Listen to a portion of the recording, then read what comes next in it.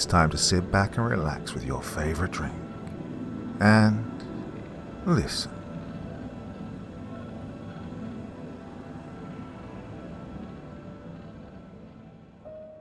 The trail of mystery gold leads Carnes and Dr. Bird to a tremendous monster of the deep. The Sea Terror by Captain S. P. Meek.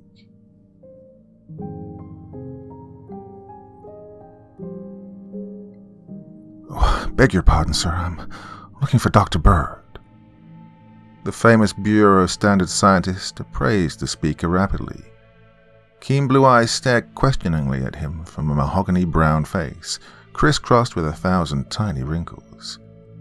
The tattooed anchor on his hand and the ill-fitting blue serge suit smacked of the sea, while the squareness of his shoulders and the direct gaze of his eye spoke eloquently of authority.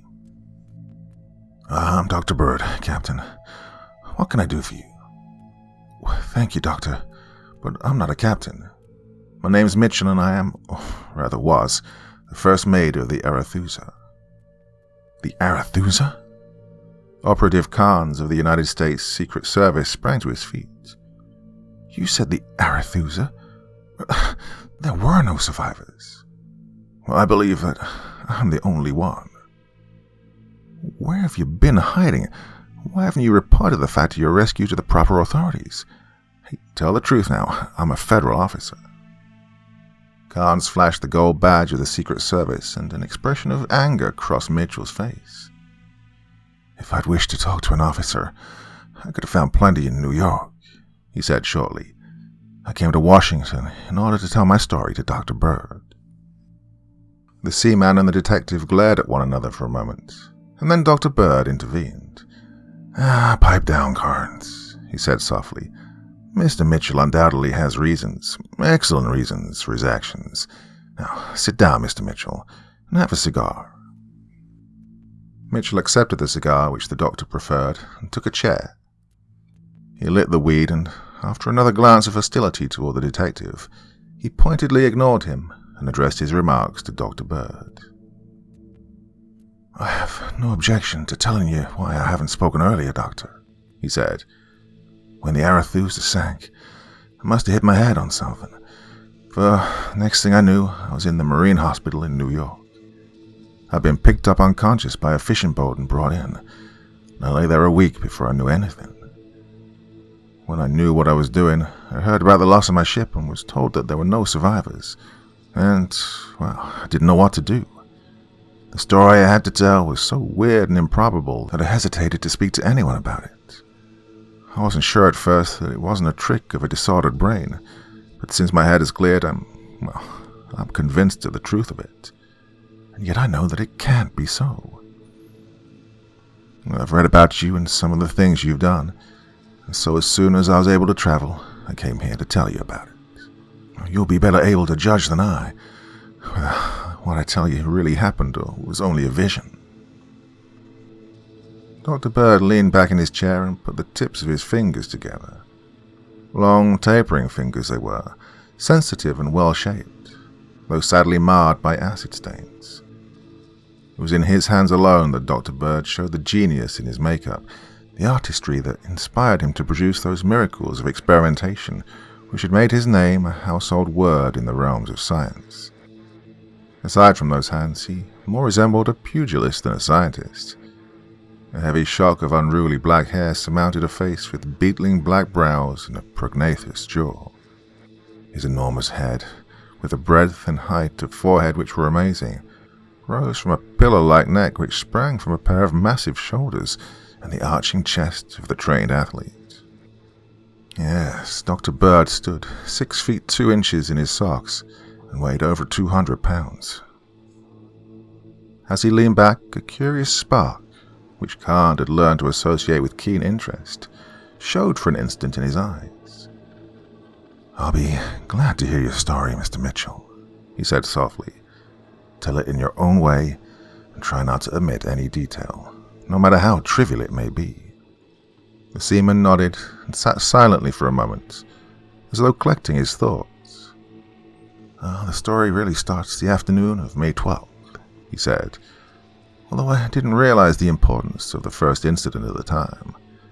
We were sailing along at good speed, hoping to make New York before we were too late for quarantine, when a hail came from the forward lookout. I was on watch, and I went forward to see what was the matter. The lookout was Louis Green, an able-bodied seaman and a good one, but, well, a confirmed drunkard. I asked him what the trouble was, and he turned toward me with a face that was haggard with terror. "I've seen a sea serpent, Mr. Mitchell," he said. "Nonsense," I replied sharply. "You've been drinking again." Well, he swore that he hadn't, and I asked him to describe what he'd seen. His teeth were chattering, so he could hardly speak, but he gasped out a story about seeing this monstrous head a half-mile across, he said, with a long snake body stretching out over the sea until the end of it was lost on the horizon. I turned in the direction he pointed, and, of course, there was nothing to be seen. The man's condition was such as to make him worse than useless as a lookout, and so I relieved him and ordered him below. I took it for a touch of delirium. Well, we were bucking a headwind, although not a very stiff one. We didn't make port until after dark, so we anchored at Quarantine, just off Staten Island, in 40 fathoms of water, and Captain Murphy radioed for a Coast Guard boat to come out and lay by us for the night. As you probably heard, we were carrying $4 billion in gold bars consigned to the Federal Reserve Bank of New York from the Bank of England. Dr. Bird and Carnes nodded. The inexplicable loss of the Arethusa had occupied much space in the papers 10 days earlier. Well, the cutter came out, signaled, and dropped anchor about 300 yards away. So far, everything was exactly as it should be. I walked to the stern of the boat and looked out across the Atlantic. Then I realized that Green wasn't the only one who could see things. The wind had fallen, and it was getting pretty dark, but not too dark to see things a pretty good distance away. As I looked, I thought I saw, a huge black leathery mass come to the surface a mile or so away. There were two things on it that looked like eyes, but I had a feeling as though some malignant thing was staring at me. I rubbed my eyes and looked again, but the vision persisted, and I went forward to get a glass. When I came back, the thing, whatever it was, had disappeared, but the water where it had been was boiling as though there were a great spring or something of the sort under the surface. Well, I trained my glass on the disturbed area, and I'll take my oath that I saw a huge body like a snake emerging from the water. It lay in long undulations on the waves, and moved with them as though it were floating. It was quite a bit nearer than the first thing had been, and I could see it plainly with the glass.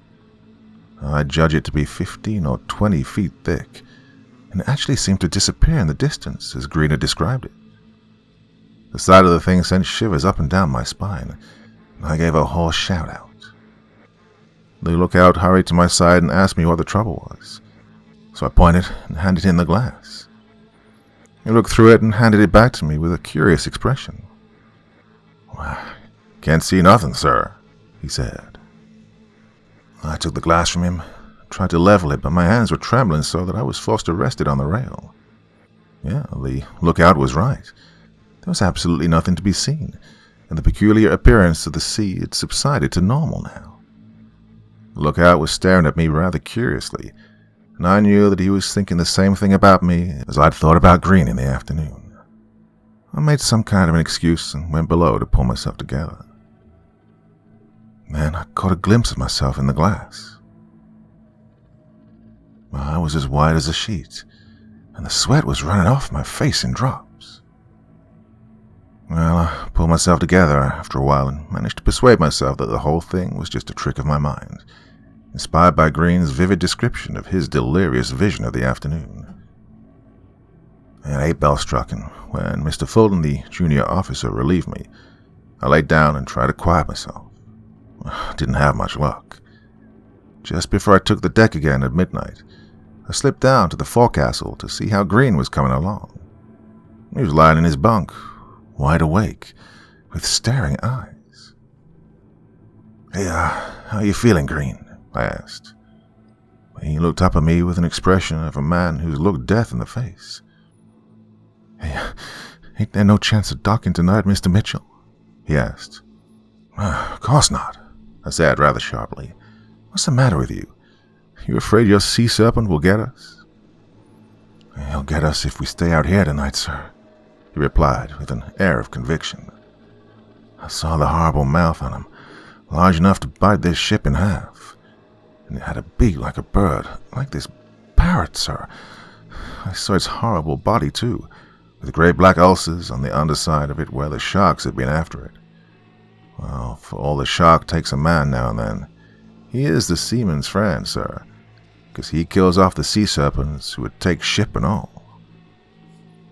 "Nonsense, Green," I said sharply. "Don't talk any more foolishness, or I'll have you reprimanded. You've been drinking so much that you're seeing things, and I won't have the crew disturbed by your crazy talk."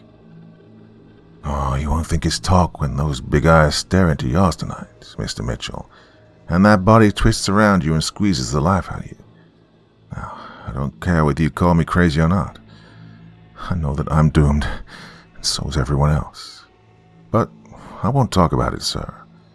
The crew might as well rest easy while they can, for there's no escape if we stay out here tonight." "Well, be sure to keep your mouth tight then," I said, and left rather hurriedly. Now I was in a cold sweat, for his air of conviction, well, together with what I'd seen, had me shaken pretty badly. I heard the watch changing up above. I knew there'd be men in the forecastle in a minute. Well, I didn't want to face them right then. Mr. Fulton reported everything quiet when I went on deck to relieve him. And although I surveyed the water through a night glass for as far as I could see, there was nothing out of the way, nothing untoward. The Coast Guard's lights were shining less than a quarter of a mile away, and things looked peaceful enough. The wind had gone down with the sun, and the sea was almost glassy. Oh, and there was a bright moon. After going around the ship, I relieved all of the watch except 2 men for lookouts, and sent them below to get a good night's sleep. Well, if I hadn't done that, some of them might be alive now. I paced the deck for an hour, trying to quiet my nerves, but really getting more nervous with every passing minute. 3 bells struck, and I walked forward and leaned on the rail to watch the water. I saw a peculiar swirl as though some large body were coming to the surface from below. And then I saw it. Dr. Bird, I take a drink once in a while when I'm on shore, but never at sea and never in excess. And I know it wasn't a vision of drunk delirium. I felt perfectly normal aside from my nervousness. I don't think it was fever. Well, either I saw it or I am insane, for it is as vivid to me now as it was when I was standing on the Arethusa's deck, and that monstrous horror was rising once more before my eyes. The seaman's face had become drawn and white as he talked, and drops of sweat were trickling from his chin. Carnes sat forward, absorbed in his narrative, while Dr. Bird sat back with a glitter in his black eyes and an expression of great attention on his face. "Go on, Mr. Mitchell," the doctor said soothingly. "Tell me just exactly what you saw." Mitchell shuddered and glanced quickly around the laboratory, as though to assure himself that he was safe within these 4 walls. "Well, from the surface of the sea," he went on, "rose a massive body, black and with the appearance of wet leather.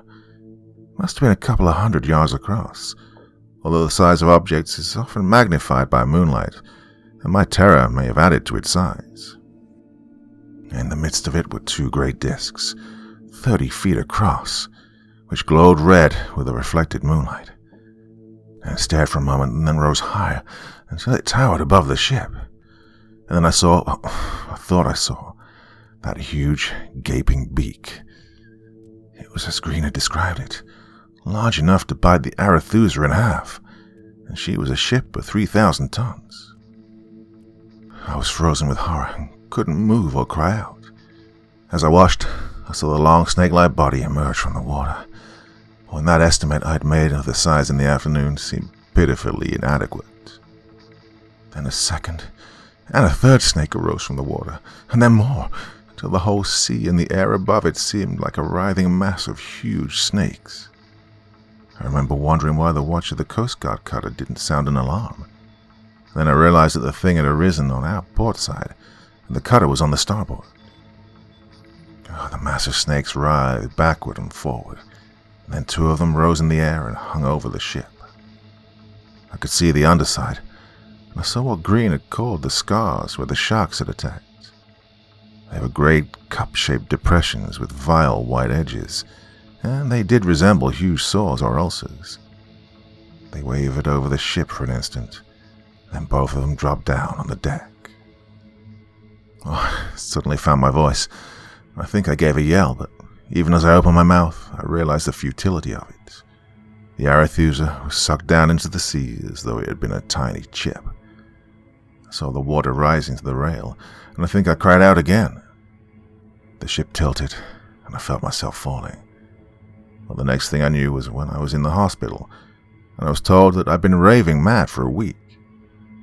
I was afraid to tell my story for fear I'd be put in an asylum, so I bit my tongue until I was discharged. Dr. Bird mused for a moment as the seaman's voice quivered. "Oh, you cried out all right, Mr. Mitchell," he said. "You gave two distinct shouts, both of which were heard by the watch of the Wren, the Coast Guard cutter. They reported that at 1:30 a.m., the Arethusa sank without warning.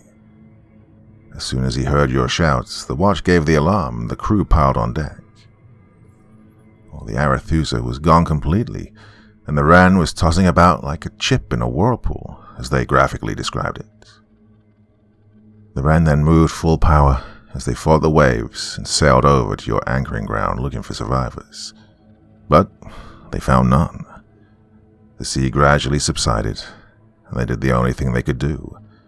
Dropped a buoy to guide the salvage people, and radioed for assistance. The Robin came out and joined them, and both cutters stood by until daylight. But nothing unusual was seen. Well, the insurance people are trying to salvage the wreck now, but so far they've made very little headway.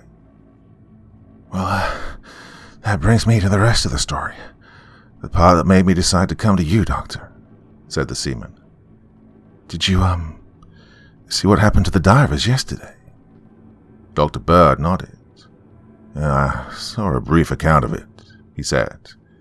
"Seems the two of them were lost through their lines getting fouled and their air connections being severed in some way. I don't believe the bodies have been recovered yet." "They will never be recovered, Doctor. I was discharged from the hospital yesterday, and the papers were just out with an account of it. Went down to the dock where the John McClane, the salvage ship, ties up, and I talked to Captain Starley, who commands it. Well, I've known him casually for some years, although just an acquaintance, and he gave me a few more details that the press hadn't got. Well, he didn't connect me at first with the Mitchell who was reported lost on the Arethusa. Well, the first man to go down from the McClane was Charlie Melrose, an expert diver. He went down in a pressure outfit to the bottom and started to work. Everything was going along fine until the telephone suddenly rang and the man who answered it heard him say, "Raise me. For God's sake, hurry." Well, the signal for raising was given, but they hadn't got him more than 30 feet from the bottom before there came a tug on the line, and he was gone. Well, the airline, the lifting cable, and the telephone cord floated free and were reeled in. Melrose had been plucked off the end of that line as you or I would pluck off a grape. Dr. Bird leaned forward with the curious glitter again in his eye. "Go on," he said tersely. Well, Blake, the other diver, quickly donned a suit and insisted on being lowered at once. Starley tried to dissuade him, but he insisted on going down. They lowered him over the side with a 12-foot steel shot pike in his hand. But he never got to the bottom. He'd not been lowered more than 100 feet when a scream came over the phone, and again there was a jerk on the lines which threatened to wreck the reel. And the line came aboard with no diver on the end of it. At the same time, Starley told me, the sea boiled and churned as though the whole bottom were coming up, and his ship was tossed about as though it were in a violent storm, even though it was calm enough for 40-fathom salvage work, and that's pretty quiet, you know. Well, half the time his screws were out of the water, and he had a hard time to keep from being capsized. Well, he fought his way out of the disturbed area, and as soon as he did, it started to quiet down. Then, in 10 minutes, it was all calm again. Starley was pretty badly shaken, and besides, he'd lost both of his divers, so he came in and I saw him at the dock. When I heard his yarn, I took him into my confidence and told him what I'd seen, and that I proposed coming to you and asking your advice. Well, I was afraid, until I heard his story, that it was merely a vision that I'd had, but it was certainly no vision that plucked those 2 divers off their lines. Has Captain Starley told that story to anyone else yet? No, Doctor, he hasn't. He promised not to talk until after I'd seen you. I'll vouch for him. He'll keep his word through anything, and he's keeping his whole crew on board until he hears from me. At that, Dr. Bird sprang to his feet. Oh, Mr. Mitchell, he said energetically, you have shown excellent judgment. Message Captain Starley that you've seen me, and he's to hold his crew on board and talk to no one until I get there. Carnes, telephone the Chief of Naval Operations and ask him to receive me in conference at once. Have him get the Secretary of the Navy in too, if he's available. And when you finish that, phone Bolton to let him know that you'll be away from Washington indefinitely. Oh, phone Admiral Buck for you, Doctor, but I don't dare phone any such message to Bolton. God, he's been running the whole service ragged lately, and this is my first afternoon off duty in a fortnight. What's the trouble? Flood of new counterfeits? Nah, the counterfeit division's getting along all right. In fact, they've lent us a dozen men. The trouble is a sudden big increase in communist activity throughout the country, with the Young Labor Party behind it. Yeah, Bolton's been pretty jumpy since that Stokowski affair last August. He's afraid another attempt of some sort on the president. The Young Labor Party. I thought that gang was bankrupt and out of business since the Coast Guard broke up their alien smuggling scheme. Well, they were down and out for a while, but they're in funds again. And how? Yeah, they must have 300 or 400 million at least. Where'd they get it? Well, that's what we've been trying to find out. Well, the leaders have presented bars of gold to a dozen banks throughout the country and demanded cash in advance. Yeah, the banks shipped the gold to the mint, and it was good gold, 925 fine. What we're trying to find out is how that gold got into the United States. Well, a shipment of that size should be easy to trace. Well, it seems so, but it hasn't been. We've accounted for every pound of every shipment that's come in through a port of entry. Yeah, and we've checked almost that close on every output of every mine in the United States. If that gold came in from Russia, it'd have to go across Europe. We can't get any trace of it from abroad. It looks as though they were making it. Dr. Bird rubbed his head thoughtfully. Well, possible, but hardly probable, he said. How much do you say they had? Over 300 million in 30-pound bars. Each bar shows signs of having a mint mark chiseled off, but that doesn't help much, for they've done too good a job. It pretty much has us confused. Again, Dr. Bird rubbed his head. Telephone Admiral Buck, then phone Bolton and tell him exactly what I told you, that you will be away indefinitely. When he gets through exploding, tell him you're going with me and that possibly, just barely possibly, we might be on the trail of that gold shipment. On the trail of the gold? Gasped Carnes. Surely, Doctor, you don't think... Oh, once in a while I do, my old friend, replied the doctor with a chuckle, which is more than anyone in the Secret Service does. Oh, and you can tell Bolton I said that, but hang up quickly if you do. I don't want the wires of my phone melted off. No, Carnesy, I have no miraculous inspiration as to where that gold's coming from. I just have a plain, old-fashioned hunch. And that hunch is that we're going to have lots of fun and more than our fair share of danger before we see Washington again. Now, after you get through with Bolton, you might want to call the Chief of the Air Corps, ask him to have a bomber held at Langley Field, subject to my orders. Well, if he squawks any, I'll talk to him. He then turned to the phone which laid on his desk and pressed dial. Get Mr. Lambertson, he said. He's the chief technician of the Pirates Glassworks at Corning, New Jersey. Part 2. The USS Minneconsin sailed out of New York Harbor and headed down toward the lower bay. On her forward deck rested a huge globe. The bottom quarter of the sphere was made of some sort of dark, opaque substance, but the upper portion was transparent as crystal. Through the walls could be seen a quantity of apparatus resting on the opaque bottom portion. 2 mechanics from the Bureau of Standards were making final adjustments to one of the pieces of the apparatus, which resembled a tank fitted with a piston geared to an electric motor.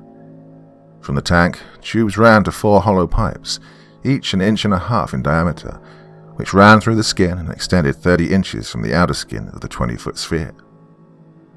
Dr. Bird stood near, talking with the executive officer of the ship, and from time to time giving a brief word of direction to the mechanics. It's safer than you might think, Commander, he said. In the first place, that globe is not made of ordinary glass.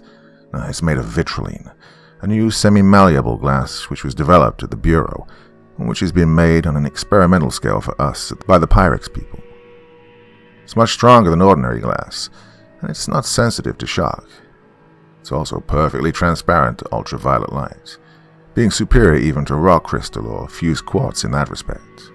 The walls, as you've noticed, are 4 inches thick, and I've calculated that the bore will stand a uniform external pressure of 3,500 atmospheres, pressure which will be encountered at a depth of about 20 miles. I believe the little stander squeezes 6,000 tons without buckling, and it's impossible to fracture it by shock. And it could be dropped from the top of the Empire State Building, and it'd just bounce. It seems incredible that it could stand such a pressure as you've named. My figures are conservative ones. Lambertson calculated them even higher, but we allowed for the fact that this is the first large mass of the material to be cast, and we lowered them a bit. But suppose your lifting cable should break, objected the naval officer. The outfit weighs a good many tons. You notice that the lower quarter is made of lead. The specific gravity of the entire globe, when sealed up tight with 2 men in it, is only a little more than unity. In the water its weight is so little that a 3-inch manila hawser could raise it, let alone a steel cable. I have another safety device, though. And in case that cable should snap, I detach the lead from it, and it would shoot to the surface like a rocket. So how long can you remain underwater in it? A week, if necessary. I have an oxygen tank and a carbon dioxide removing apparatus which will keep the air in good condition. The globe is electrically lighted and can be heated if necessary.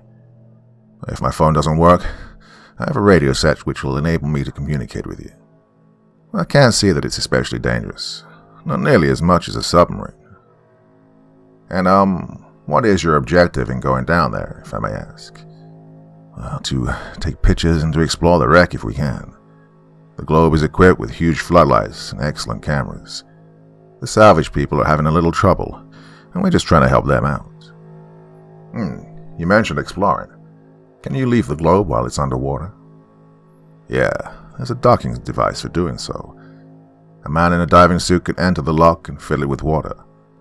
Once the external pressure is released, you can open the outer door and step out.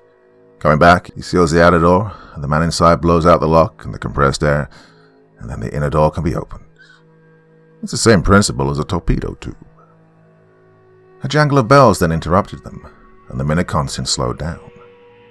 Commander Lawrence stepped to the rail and gave a sharp order to the navigating officer on the bridge.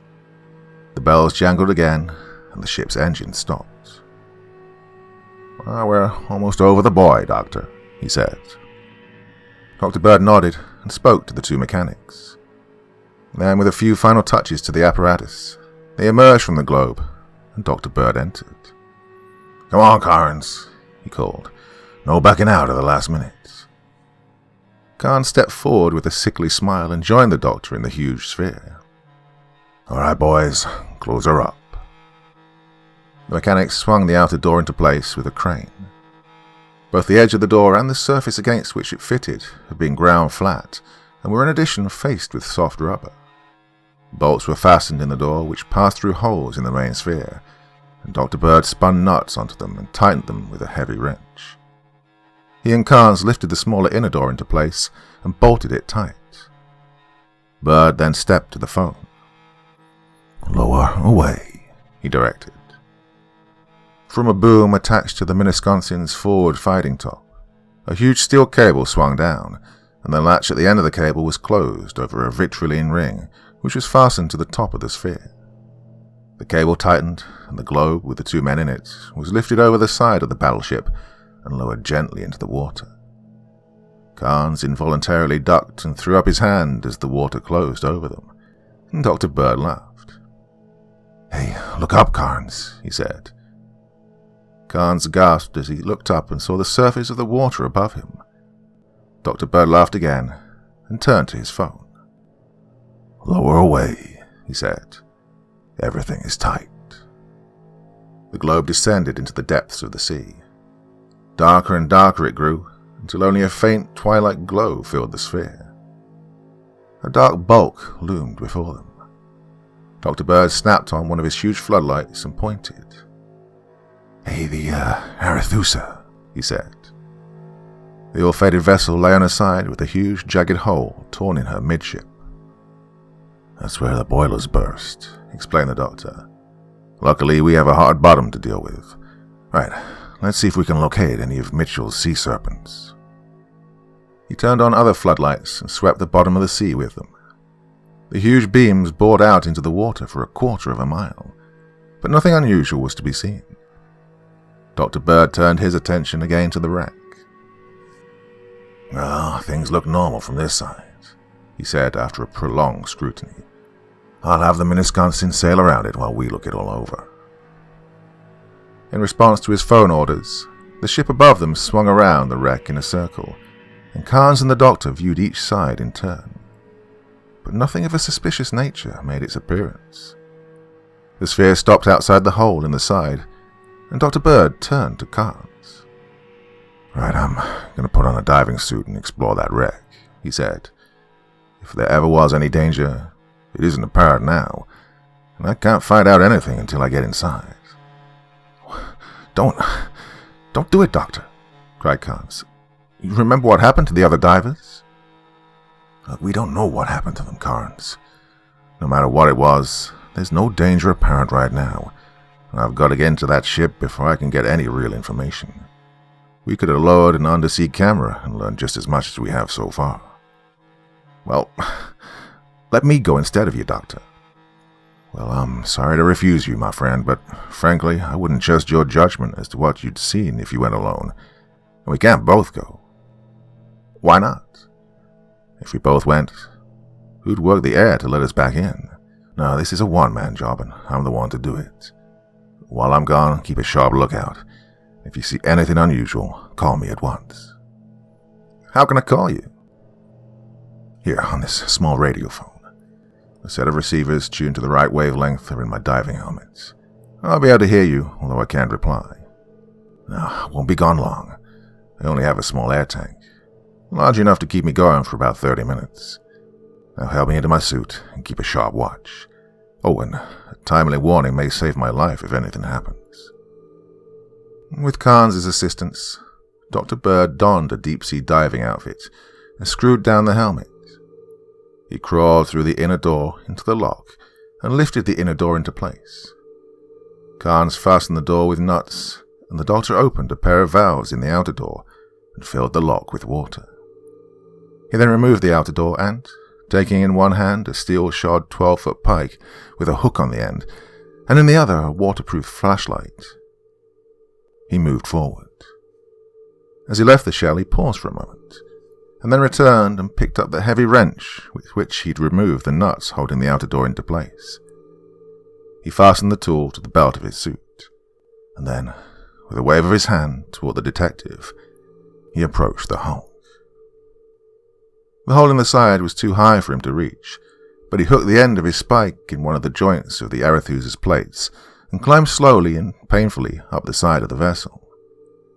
As he disappeared into the hull, Carnes realized with a sudden start that he'd been watching his friend and neglecting the duty imposed on him of keeping a sharp watch. He turned quickly to the floodlights and searched the sea bottom. Nothing appeared, and the minutes moved as slowly as hours should. Carnes felt that he'd been submerged alone for weeks, and his nerves grew so tense that he felt that he'd scream in another instant. A sudden thought sobered him like a dash of cold water. If he screamed, Dr. Bird would think it was an alarm signal and possibly be afraid to emerge from the vessel. His watch showed him that the doctor had been gone for 25 minutes now, and so he moved slowly to the radio transmitter. "Dr. Bird," he said slowly and distinctly, "you've been gone nearly 30 minutes. Nothing alarming has appeared, but I'll feel better when I see you coming back." He glued his eyes on the opening in the ship's side and waited. 5 minutes passed, then 10, with no signs of the doctor. Carnes again moved to the receiver. "It's been over half an hour, Doctor," he cried in a pleading voice. "If you're all right, for God's sake, show yourself. I'm in a frantic with worry." Another 5 minutes passed, and the sweat dripped in a steady stream from the detective's chin. Suddenly he gave a sob of relief and sank back against the side of the globe. A bulky figure showed at the edge of the hole, and Dr. Bird climbed slowly and heavily out of the hold and dropped to the sea bottom. He lay prone for a moment before he rose and made his way with evident effort toward the sphere. He entered the compartment and, with a heroic effort, lifted the outer door into place, and feebly and with fumbling fingers placed nuts on the bolts. His hands wandered uncertainly toward the valves and closed the upper one. He waved his hand toward Carnes and sank in a heap on the floor of the lock. With trembling hands, Carnes connected the air and opened the valve. Air flowed into the lock and the water was gradually forced out. When the lock was empty, he waited for Dr. Bird to close the outer valve, but the doctor didn't move. Carnes tore at the bolts which held the inner door and threw his weight against it. It held against his moves, and he thought frantically. Then inspiration came, and he disconnected the air valve. With a whistling rush, the air from the lock rushed into the sphere, and he forced open the inner door. A stream of seawater drove against his feet through the open valve, and he reached the valve to close it. The force of the water held it open for a moment, but he threw every ounce of his strength into the effort, and slowly the valve closed. It was beyond his strength to haul the heavy doctor with his pressure diving suit through the restricted confines of the inner door, so Carnes wormed his way into the lock and with trembling fingers unscrewed the helmet of the doctor's diving suit. The helmet clanged to the floor, and Carnes scooped up his hands full of water and dashed it onto the doctor's face. There was no response, and now he was panicking. He sprang for the radio to order the sphere hauled up, when his glance fell on the oxygen tank. It took him only a moment to connect a rubber hose to the tank, and in a few seconds a blast of the life-giving gas was blowing into the scientist's face. Dr. Bird gave a convulsive gasp or two and opened his eyes. Carnes shut off the oxygen, and Dr. Bird struggled to a sitting position and inhaled deep breaths. "That was close, my friend," he said faintly. "Give me a hand and I'll climb in." With the detective's aid, he climbed into the sphere, and Carnes fastened the inner door. Slowly the doctor got out of the diving suit and lay prone on the floor, his breath still coming in gasps. "Hey, thanks for your warning about the time, Carnes," he said. "I knew my air supply was running short, but I was caught down there and couldn't readily free myself. I thought for a while that my time had come, but, well, I guess not. By the looks of things, I freed myself just in time." "Well, did you find out anything?" asked the detective eagerly. "I did," replied Dr. Bird grimly. "For one thing, the gold is no longer in the hold of the Arethusa." "It's gone?" "Clean as a whistle, every bar of it. A hole had been cut in the vault around the combination, the bars slid back and the door opened. The gold has been stolen." "Could it not have been stolen before the vessel sank?" "The idea of that occurred to me, of course. I examined things pretty carefully. Now I know that the theft occurred after the vessel sank." "Wait, how could you tell?" "For one thing, the hole was cut with an underwater cutting torch. And for seconds, well, look here." The doctor rolled up his trousers and showed the detective his leg. Carnes cried out as he saw huge purple welts on it. God, what caused that? He cried. As I entered the vault, I stepped full into a steel bear trap, which was set there for the purpose of catching and holding anyone who entered. Someone's visited the Arethusa since she sank, looted her, and also arranged so that any diver who got as far as the vault would never return to the surface to tell of it. Well, luckily for me, I carried a heavy wrench and was able to free myself. I guess most divers don't carry such a thing. But, who could have done it? Well, that's what we've got to find out. We're not going to do it down here. Right, give the word to have us hauled up. And Carnes, don't mention anything about the looting of the vessel. Make sure it's understood that I couldn't get into the hold. We'll head back for New York at once. Oh, and I want to have a few small changes made in this sphere before we use it again. While I'm doing that, I want you to get hold of the Coast Guard, or the Immigration Service, or whoever it is that has the complete records in that case of alien smuggling. By the Young Labor Party. And when you get that information, report to me and we'll go over it. You might also drop a hint to Captain Starley that we'll stop all further attempts at salvage operations for a few days. Tell him I'll arrange to have a Coast Guard boat guard the locality of the wreck. Well, won't that be rather risky for the cutter? I think not. The gold's gone and there's no reason to apprehend any further danger in that locality. Well, at least for the present. Part 3.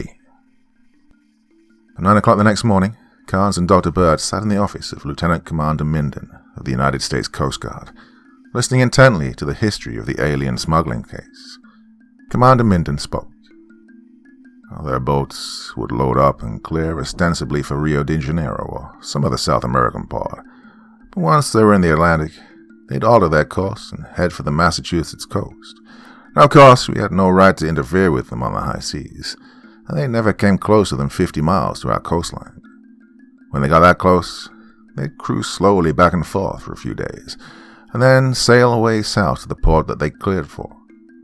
When they got there, of course, there were no passengers on board. We patrolled the coast carefully while they were around, but we never got any indication of any landing of aliens, and yet we knew they were being landed in some way.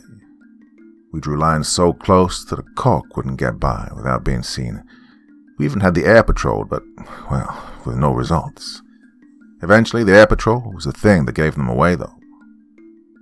They'd been operating so successfully that they evidently got careless and started to load off late in the night, so they didn't reach the coast by dawn. A Navy plane was flying across the coastline about 12 miles off when they spotted a submarine running parallel with the coast, headed north. Didn't look like an American craft, and they went on and radioed Washington and found that we had no undersea craft in that neighborhood. They returned to their patrol, followed the sub for a matter of 30 or 40 miles up the coast. Then it turned in right toward the shore. The shoreline there is rocky, and at the point where the sub was heading, it falls sheer about 200 fathoms. The sub ran right at the cliff and disappeared from view. Lieutenant Commander Minden paused impressively. Carnes and Dr. Bird sat forward in their chairs, for it was evident that the crux of the story was at hand. When the plane reported what they'd seen, we knew how those aliens were being landed. The point where the sub went in gave us a good idea of the location of their base, and we threw a cordon of men around and searched. A Navy sub was sent to the scene, and they reported that there was a tunnel opening into the rock, about 100 fathoms underwater, running for, they had no idea how far under the land. We stayed to guard the hole while we combed the land. It took us a week to locate the place, but we traced some truckloads of food and finally found it. This tunnel ran under the land for a mile and then ended in a large cave underground. The Young Labor Party had established a regular receiving depot there and took the aliens from the sub and kept them there for a day or two till they had a chance to load them into trucks and run them into Boston or some other town in the night. Once we had the place spotted, we sent a gang in and captured the whole works without any trouble. The underground cavern had no natural opening to the surface, but they had one made by blasting. We captured the whole lot and then sealed the end of the hole with rock and concrete. And that was the end of that affair. Well, thank you, Commander. You've given us a very graphic description of it. I suppose you could find the entrance which was sealed up. Ah, easily. I led the raiding party. Oh, I forgot to mention one blunder we made, though. Evidently some word of our plans leaked out, for the sub which was guarding the outer end of the tunnel was called away by a radio message, supposed to be from the Navy Department. It gone only a short distance, though, when the commander smelled a rat and made his way back. Well, he was too late. He was just in time to see the sub emerge from the hole and head into the open sea. We gave chase, but the other sub was faster than the Navy boat and got clear away. The leader of the gang must have been on it, because we didn't get him. Who was the leader?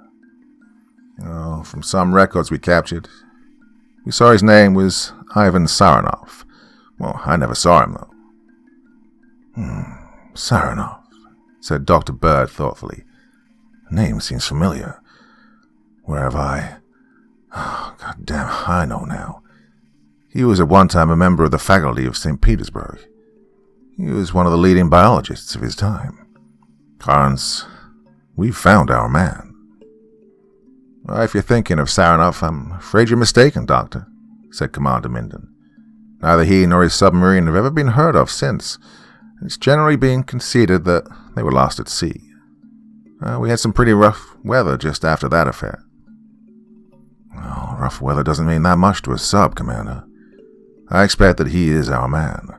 Well, at any rate, the place we want to go is the end of that tunnel. Well, at your service, Doctor.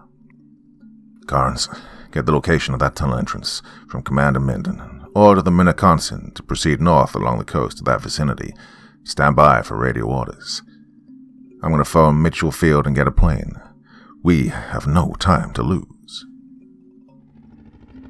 The plane from Mitchell Field roared down to a landing, and Carnes, Dr. Bird, and Commander Minden dismounted from the rear cockpit and looked around. They'd landed in a smooth field at the base of a rise, almost rugged enough to be called a mountain. A group of 3 men was standing near them as they got out of the plane. One of the men approached. Dr. Bird, asked the newcomer, I'm Tom Harron, United States Marshal. These 2 men are deputies. Now, I understand that I'm to report to you for orders. Glad to have met you, Mr. Harron. This is Operative Carnes of the Secret Service and Commander Minden of the Coast Guard. We're going to explore an underground cavern that's located in this vicinity. You mean the one where they used to smuggle aliens? That's closed up. I was in charge of that work and we closed it tight as a drum 2 years ago. Can you find the entrance? Sure. It's not even a mile from here. I'll lead the way then. We want to take a look at it. The Marshal led the way and took a path which led to a gully in its side. He paused for a moment to take his bearings, and then turned sharply to his left and climbed part of the way up the side of the ravine. Well, here it is, he announced. An expression of astonishment crossed his face, and he examined the ground closely. Oh, geez, Doc, he went on as he straightened up. This place has been open since I left it. Dr. Bird hurried forward and joined him. The heavy stone and concrete with which the entrance to the cavern had been sealed were undisturbed, but in the side of the hill was a set of steel doors beside the concrete. There was no sign of a keyhole or other means of entering it. Was this steel door part of your work? Asked Carnes. No, sir, it wasn't. We sealed it solid. That door has been put there since. Dr. Bird closely examined the structure. He tapped it and went round the edges and then straightened up and took a small pocket compass from his pocket and opened the case. The needle swung crazily for a moment and then pointed straight toward the door. A magnetic lock, he exclaimed. If we could find the power line, it would be easy to force it, but finding that line might take us ages. At any rate, we've found out what we were after. This is their base from which they're operating. Mr. Harron, I want you to station a guard armed with rifles at this door, day and night, until I personally relieve you. And remember, until I relieve you, be here in person. Verbal or written orders don't go. Capture or kill anyone who tries to enter or leave this cavern through this entrance. Just now, we'll find that cavern more vulnerable from the sea end, and that's where I mean to attack. We'll force that door and explore this end later. Commander Minden, you can stay here with Mr. Harron if you like, or you can come with Carnes and me.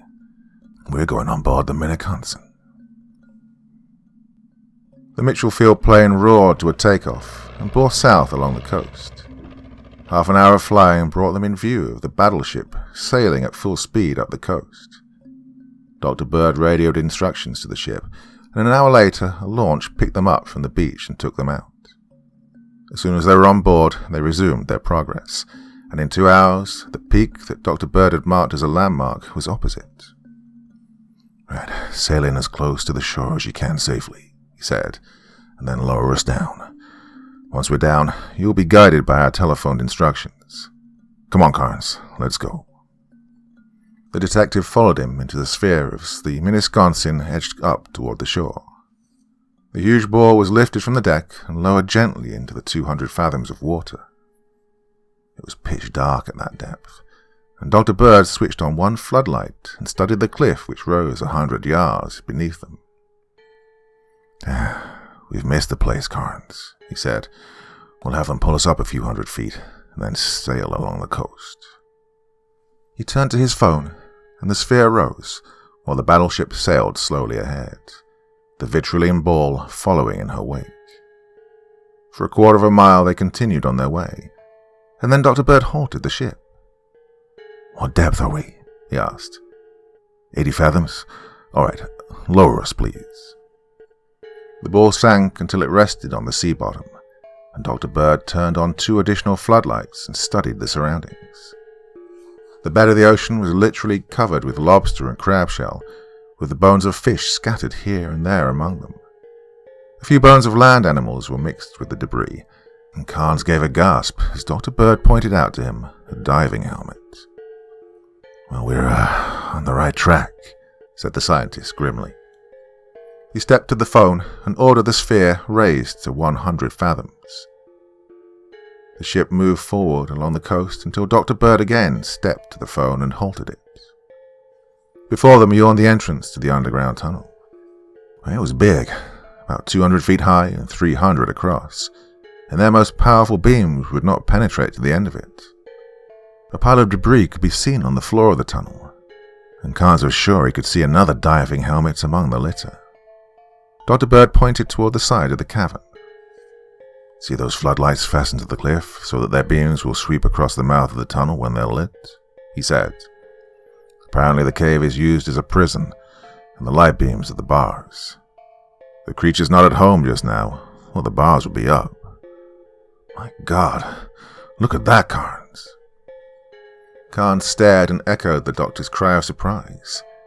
Clinging to a shelf of rock which extended out from the wall of the cavern and half hidden among the seaweed was a huge marine creature.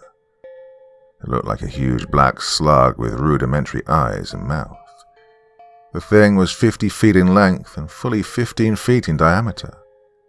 It hung there, moving sluggishly as though breathing, and rudimentary tentacles were projecting from one end, moving in the water. "What is it, Doctor?" asked Carnes in a voice of awe. "It's a typical trochosphere of the giant octopus, the devilfish of the Indian Ocean, multiplied 1,000 times, though," he replied. "When the octopus lays its eggs, they hatch out into the larval form. The free-swimming larvae is known as the trochosphere, and I'm positive that that's what we see here. But God, look at the size of the thing. Well, if that ever developed, I can't even imagine its dimensions." "I've seen pictures of a huge octopus pulling down a ship," said Carnes, "but I always thought they were imaginary." "Well, they are. This monstrosity before us is no product of nature. A dozen of them would depopulate the seas in a year. God, it's a hideous parody of nature conceived in the brain of a madman and produced by some glandular disturbance. Saranov. He spent years in glandular experimentation, but no doubt he's managed to stimulate the thyroid of a normal octopus and produce a giant. I think that the immediate parent of this thing before us was of normal size, and so probably are its brothers and sisters. Well, the phenomenon of gigantism of this nature only occurs in alternate generations, and then only in rare instances. Its grandparent may not be far away, though. I wish it was safe to use a submarine to explore that cavern. Why isn't it? Any creature powerful enough to pull the Arethusa underwater would crush a frail submarine without effort. Anyway, Navy sub isn't built for underwater exploration like this ball is. The window space is quite limited, and they're not equipped with powerful floodlights. I'd like to be able to reach that thing and destroy it, but that can wait till later. Now, the best thing we can do is put out our lights and wait. His hand sought the light switch, and the globe became dark. Only a tiny glimmer of light came down to them from the surface, 100 fathoms above.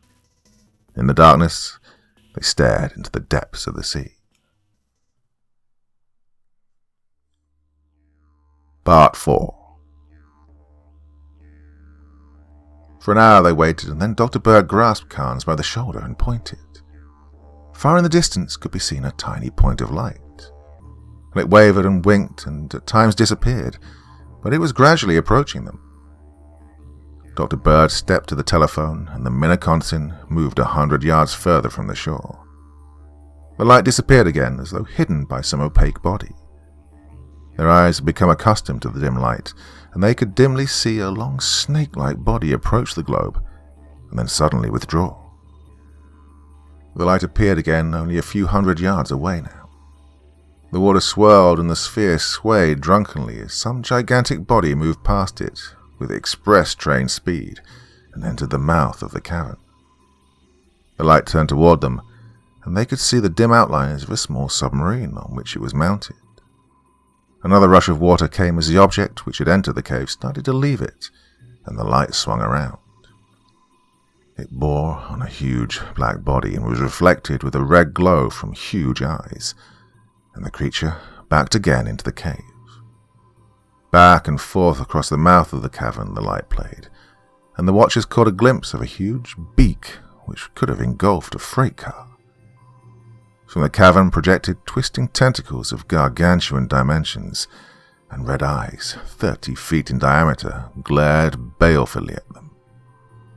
For several minutes the light of the submarine played across the mouth of the cave, and then the floodlights on the cliff sprang into full glow and bathed the ball and the mouth of the tunnel in a flood of light. Before their horrified gaze was an octopus of a size to make them disbelieve their eyes. The submarine had moved up to within a few feet of them, and the light from it played full on the ball. The submarine maneuvered in the vicinity, keeping the ball full in the beam of its light, and then drew back, and as it did so, the floodlights on the cliff died out, and the beam of the submarine's light was directed away from them. Dr. Bird jumped to his phone. "Head straight out to sea, and full speed ahead," he shouted. "Don't try to pull us in. Tow us." The ball swayed as the Minneconsin's mighty engines responded to his orders, and the cliff wall disappeared from view. "Well, as long as they know we're here, we might as well announce our presence in style," said the doctor grimly, as he closed a switch and threw all of the sphere's huge lights into action. He turned on the lights just in time, for even as he did so, a mighty tentacle shot out of the darkness and wrapped itself around the ball. For a moment it clung there, and then was withdrawn. "The thing can't stand the light," remarked the doctor as he threw off the switch. "That sub was herding it like a cow by the use of a light beam. As long as we're lit up, we're safe from attack." "For God's sake, then, turn on the lights," cried Carnes. "Oh, I want it to attack us," replied the doctor calmly. "We have no offensive weapons, and only by meeting an attack can we harm the thing." As he spoke, there came a soft whisper of sound from the vitrilene walls, and they were thrown from their feet by a sudden jerk. Dr. Bird stumbled to the switch and closed it, and the ball was flooded with light. 2 arms were now on them, but they were slowly withdrawn as the lights glared forth. The huge outlines of the beast could be seen as it followed them toward the surface. Its great eyes glared at them hungrily. The submarine was visible only as a speck of light in the distance now. The Minneconsin's speed was picking up under the surge of her huge turbines, and the ball was nearing the surface. The sea light was enough now that they could see for quite a distance. The phone rang, and Dr. Bird replied. "Hello," he said. "What's that? You can? Well, by all means, fire. Yeah, indeed. We're well out of danger. It must be 30 or 40 feet down. Well, just watch the fun now." He continued to Carnes as he turned the phone off. "Well, the beast is showing above the surface, and they're going to shell it." They watched the surface, and suddenly there came a flash of light, followed by a dull boom of sound. The huge octopus suddenly sank below them, thrashing its arms about wildly. "Direct hit," shouted Dr. Bird into the phone. "Get it again if it shows up. I want to get that thing good and mad." He turned off the lights in the ball, and the octopus attacked again. The shell had taught it to be cautious, and it kept well down. But 3 huge arms came up from the depths of the sea and wrapped themselves around the ball once more. The forward motion stopped for a moment, and then came a jerk that threw them down, and the ball started to sink. "Damn, the cable has snapped," cried the doctor. "Turn on the lights." Carnes closed the switch. The ball was so covered with the huge tentacles that they couldn't see anything, but the light had its usual effect, and they were soon released. The ball sank toward the bottom, and they could see the huge cephalopod lying below, watching them. Blood was flowing from a wound near one of its eyes, where the Miniconsin shell had found its mark. Toward the huge monster they sank, until they lay on the bottom of the ocean, and only a few yards from it. In an instant the sea became opaque, and they couldn't see a thing. "He shot his ink," cried the doctor. "Here comes the real attack. Right, brace yourself.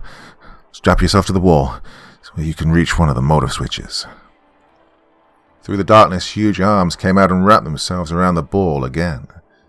The heavy vitriline groaned under the enormous pressure which was applied to it, but it held. The ink was clearing slightly now, and they could see that the sphere was covered by the arms. The mass moved, and the huge maw opened before them. Pipes projecting from the sides of the ball were buried into the creature's flesh. "Oh, goddamn, it's going to swallow us whole," gasped the doctor. "Quick, Carnes, the motor switch." He closed one of them as he spoke, and the powerful little electric motors began to hum, forcing forward the piston attached to the tank connected to the hollow rods. Steadily, the little motors hummed, and the tank emptied through the rods into the body of the giant cephalopod. "God, I hope this stuff works fast," groaned the doctor, as they approached closer to the giant maw. "Well, I never tried giving an octopus a hypodermic injection of prussic acid before, but it ought to do the business. God, there's enough acid there to kill half of New York City." Carnes blanched as the ball approached the mouth. One by one the arms unwound until only one was holding them, and the jaws opened wider. They were almost in them, when the motion stopped. They could feel a shudder run through the arm which was holding them. For a moment the arm alternately expanded and contracted, almost releasing them only to clutch them again. Another arm came from the depths and whipped about the ball, and again the vitriline groaned at the pressure which was applied. The arms were suddenly withdrawn, and the ball started to sink. "Drop the lead, Carnes," cried the doctor. With the aid of the detective, he operated the electric catches which held the huge mass of lead to the bottom, and the sphere shot up through the water like a rocket. It leapt clear of the water and fell back with a splash. Half a mile away, the Miniconsin was swinging in a wide circle to head back toward them. They turned their gaze toward the shore. As they looked, a giant arm shot 100 yards up into the air, twisting and writhing frantically. It disappeared, and then another, and then half a dozen more flashed into the air. The arms dipped below the surface, and the huge black body reared its bulk free from the water for a moment, and the sea boiled as though in a violent storm. The body then sank again, and the arms were thrown up, twisting and turning like a half-dozen huge snakes. The whole creature sank below the waves, and the ball tossed back and forth, often buried under tons of water, and once tossed 30 feet into the air by the huge waves. A momentary lull, came in the waves. Carnes then gave a cry of astonishment and pointed toward the shore. With some effort, Dr. Bird twisted himself in his lashing and looked in that direction. The huge body had once again come to the surface, and 3 of the arms were towering into the air. Grasped in them was a long, black, cigar-shaped object. As they watched, the object was torn into 2 parts and the fragments crushed by the enormous power of the octopus. Again the arms writhed in torment, and then they stiffened out. For a moment they towered in the air, and then slowly sank below the surface of the sea. "Ah, the cyanide has worked," cried the doctor, and in its last agonies the creature has turned on its creator and destroyed him. "Oh, it's a shame. Saranoff was a brilliant, although crazy, genius, and besides, I would have liked to have learned his methods. Well, I may find something when we open the land end and raid the cave. Really, he was too brilliant a man to hang for murder. Hey, once we open the cave and I get any data that's there, my connection with this case will end. Tracking down the gold and recovering it's a routine matter for Bolton, and one in which he won't need my help." "But, what about that creature we saw in the cave, Doctor? Won't it hatch into another terror of the sea like the thing we just destroyed?" "The trochosphere? No, I'm not worried there. Won't try to leave the cave for some days yet. By that time, we'll have the land end open and the floodlights turned on. Well, they'll keep it there, and it'll starve to death. We could send down a sub to feed it a torpedo, but there's no need. Nature will dispose of it in its own way. Meanwhile, I hope the Minneconsin rigs up a jury tackle pretty soon and takes us on board. God, I'm getting seasick."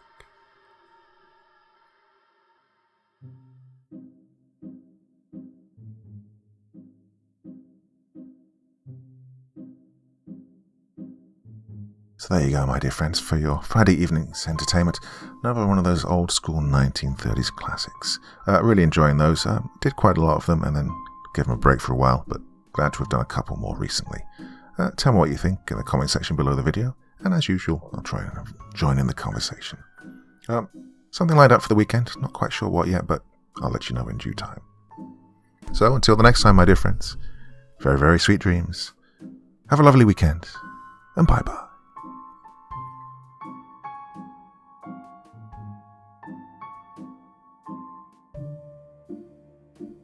Thank you so much for taking the time to listen to this story today. Really means a lot to me and to the author of the story, of course. Well, if you want to know more about me, I'm pretty much everywhere on social media. You can find me on Facebook, Twitter, Instagram. You can download my music on SoundCloud. I've got a Patreon if you feel like. Throw me $1 or $2. Very much appreciated. And of course, on Reddit, I have a place where you can leave stories if you want me to read one that you've written. Well, hoping to see you all again very soon. Till then, sweet dreams. Bye-bye.